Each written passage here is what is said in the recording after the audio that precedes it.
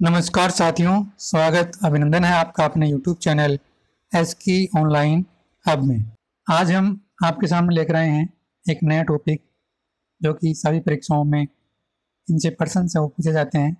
महाराणा प्रताप का ये एक ऐसा टॉपिक है कि इसमें हर परीक्षा में से किसी भी एग्ज़ाम की परीक्षा हो, इससे जो प्रश्न से वो आपको एग्ज़ाम में देखने को मिलते हैं।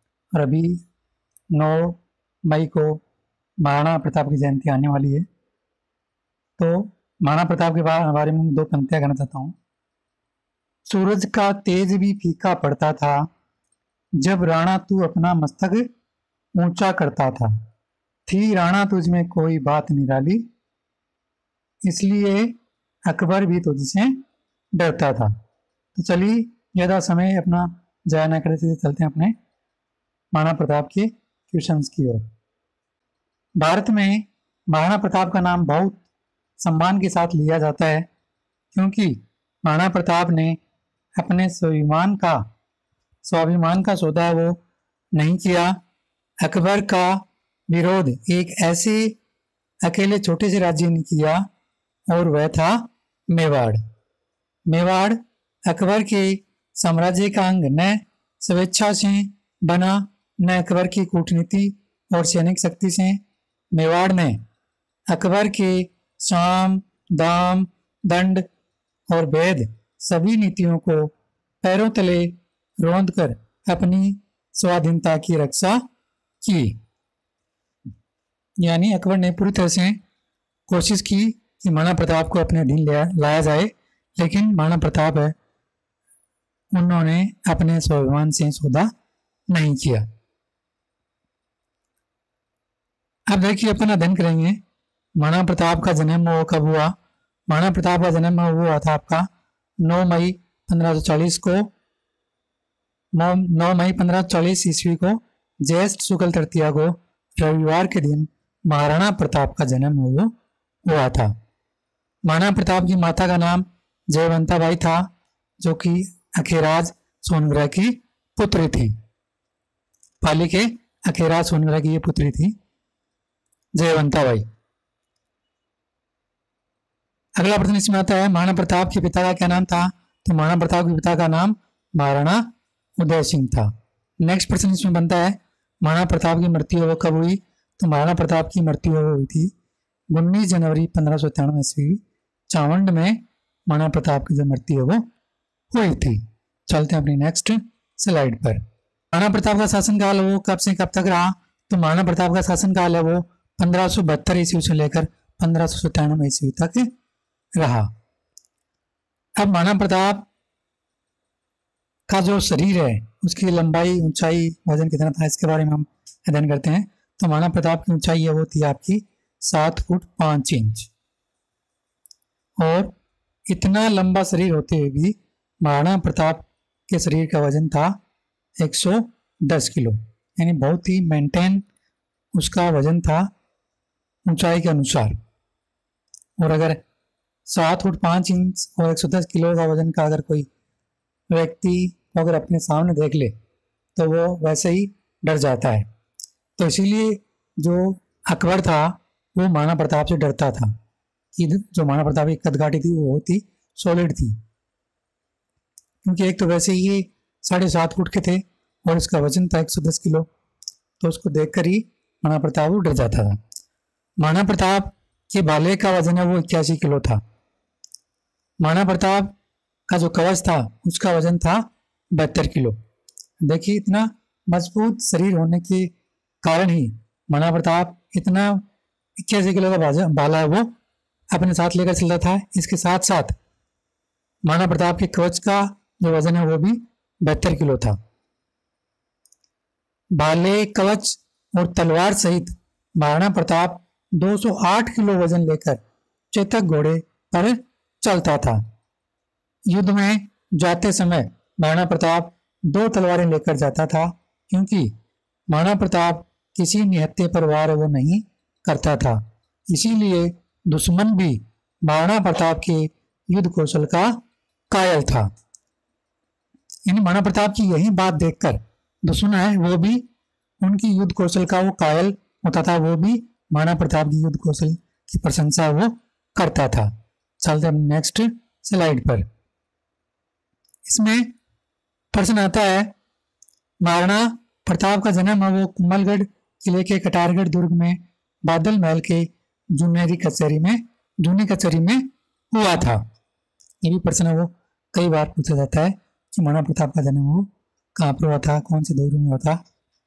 तो ये हुआ था वो कुंभलगढ़ किले के कटारगढ़ दुर्ग में बादल महल के जूनी कचहरी में हुआ था। कटारगढ़ को मेवाड़ की आंख कहा जाता है। ये भी प्रश्न बहुत बार पूछा जा चुका है और आगे आने वाली जो एग्जाम्स है उसमें भी आने की इसकी संभावना बनती है। अगला प्रश्न इसमें आता है, महाराणा प्रताप के बचपन का नाम कीका था। महाराणा प्रताप की पत्नी का नाम अजबदे पंवार था। इनके पुत्र का नाम अमर सिंह था। महाराणा प्रताप का राज्याभिषेक 28 फरवरी 1572 को गोगुंदा उदयपुर में हुआ था। ये भी वर्षन में बहुत बार पूछा जा चुका है। इसके अलावा महाराणा प्रताप के बचपन का क्या नाम था ये भी पूछा जा चुका है। यानी मैंने जितनी भी स्लाइड बनाई है महाराणा प्रताप के लिए, ये सारी की सारी स्लाइड वो इम्पोर्टेंट है।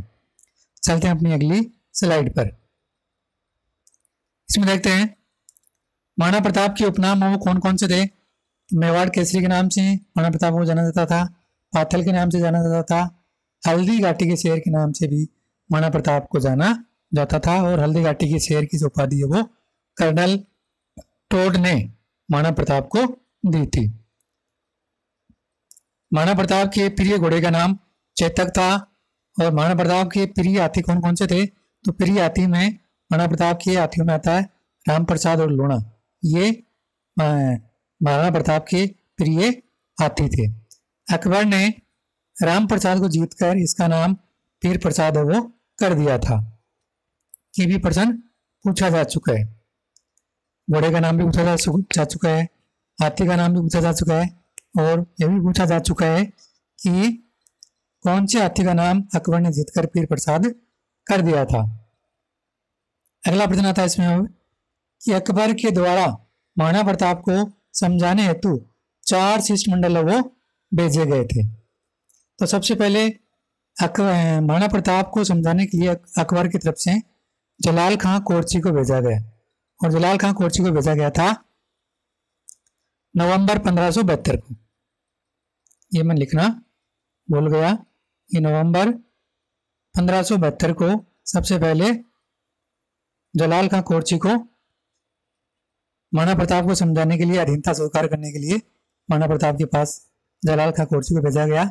उसके बाद में मानसिंह को भेजा गया जून 1573 में। इसके बाद में भगवंत दास को भेजा गया सितंबर 1573 ईस्वी में और लास्ट में टोडरमल को भेजा गया। इनको भेजा गया था दिसंबर 1573 में। अब मैं आपको इसके बारे में एक ट्रिक देता हूँ जिससे आप ये जो क्रम वाइज है इसको याद रख सकते हो कि महाराणा प्रताप को समझाने के लिए कौन से 4 शिष्टमंडल वो भेजे गए थे और मैं ये क्रम वाइज ही आपको बता रहा हूँ। तो अपनी ट्रिक है जमा बटो। ये अपनी ट्रिक है जमा बटो।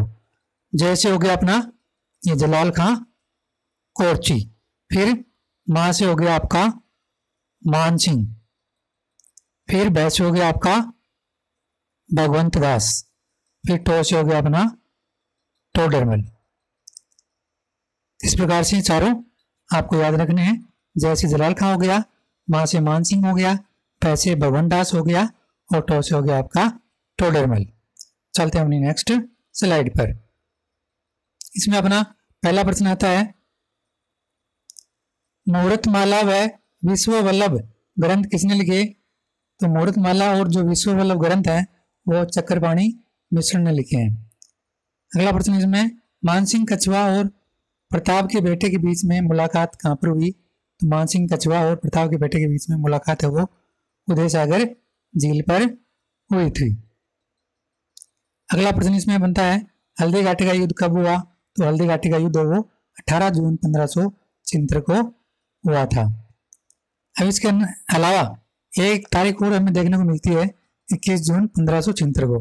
तो गोपीनाथ शर्मा के अनुसार 21 जून 1576 जो हल्दी घाटी युद्ध की तिथि है वो हमें देखने को मिलती है। अगला प्रश्न है, हल्दी घाटी युद्ध के लिए मुगल सेना की योजना कहाँ बनी? तो हल्दी घाटी युद्ध के लिए मुगल सेना की जो योजना है वो मैगजीन दुर्ग अजमेर में बनी थी। नेक्स्ट प्रश्न है, मुगल सेना का सेनापति कौन था? तो मुगल सेना का सेनापति वो मानसिंह कछुआ था। अगला प्रश्न है इसमें, महाराणा प्रताप की सेना का सेनापति कौन था? तो महाराणा प्रताप की सेना का सेनापति था हाकिम का सूरी। हाकिम का सूरी महाराणा प्रताप की सेना का सेनापति था। चलते नेक्स्ट स्लाइड पर। महाराणा प्रताप को तलवार किसने बंधवाई? तो महाराणा प्रताप को तलवार है वो सलम्बुर के रावत करशनदास चुड़ावत ने तलवार वो बंधवाई थी। अगला प्रश्न है इसमें, हल्दी घाटी युद्ध का प्रत्यक्ष वर्णन किसने किया? तो हल्दी घाटी के युद्ध का प्रत्यक्ष वर्णन है वो बदायूनी ने किया था। और किस ग्रंथ में किया था बदायूनी ने हल्दी घाटी के युद्ध का प्रत्यक्ष वर्णन? ये किया था मुंतखब उत तवारिफ ग्रंथ में बदायूनी ने हल्दी घाटी के युद्ध का जो आंखों देखा वर्णन है वो किया था। अगला प्रश्न इसमें, हल्दी घाटी युद्ध में प्रताप की रक्षा करने वाला कौन था? तो हल्दी घाटी के युद्ध में प्रताप की रक्षा करने वाला था झाला बिदा। झाला बिदा ने जो महाराणा प्रताप है उसका छत्र वो अपने सिर पर रख लिया और अपने सिर पर रखकर उन्होंने युद्ध वो किया था, ताकि जो मुगल सेना है वो ये समझे कि ये महाराणा प्रताप ही वो युद्ध कर रहा है, क्योंकि उन्होंने उसका जो छत्र है वो अपने सिर पर धारण कर लिया था। मुगल सेना के हाथी कौन कौन से थे? तो मुगल सेना के हाथियों में गजयुक्ता था, गजराज था, रणमंदार, ये मुगल सेना के हाथी थे।